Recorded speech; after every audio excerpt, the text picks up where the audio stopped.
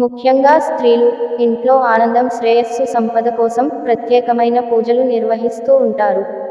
ఈ మాసంలో ఏ ఇల్లు చూసినా దేవాలయం మాదిరిగానే కనిపిస్తుంది. ఎన్నో విశిష్టతలకు నెలవైన ఈ మాసంలో కొన్ని నియమాలు తప్పనిసరిగా ఆచరించాలని పెద్దలు చెబుతూ ఉంటారు. మరి ముఖ్యంగా స్త్రీలు తప్పకుండా ఈ మాసంలో కొన్ని విషయాలను పాటించాలని చెబుతున్నారు. అవేంటో ఇప్పుడు మనం తెలుసుకుందాం.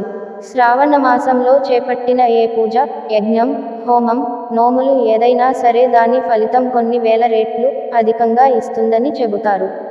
శ్రావణ మాసంలో వచ్చే ప్రతి రోజుకు ప్రాముఖ్యత ఉంటుంది. మంగళవారాలు మంగళ గౌరి దేవిని పూజిస్తారు. సోమవారం శివుడిని ఆరాధిస్తారు.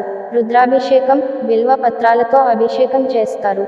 ఇక ఈ మాసంలో వచ్చే అత్యంత శ్రేష్టమైన వ్రతం వరలక్ష్మి వ్రతం. ఈ వరలక్ష్మి వ్రతాన్ని ఈ ఏడాది ఆగస్టు 16న జరుపుకోనున్నారు. వరలక్ష్మి అమ్మవారిని పూజిస్తూ కొత్తగా పెళ్లైన దంపతుల ఈ వ్రతాన్ని ఆచరిస్తారు.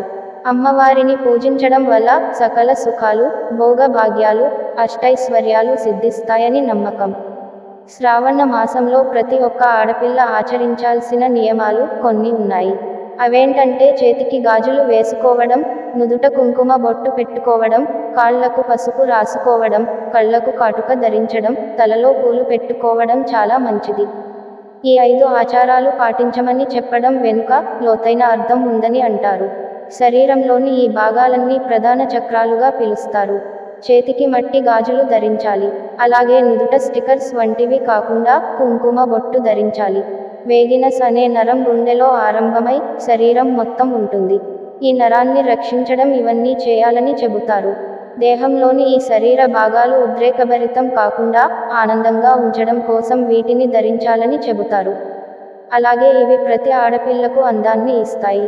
ఇలాంటి ఇంట్రెస్టింగ్ వీడియోల కోసం మన ఛానల్ని సబ్స్క్రైబ్ చేసుకోండి. Thank you.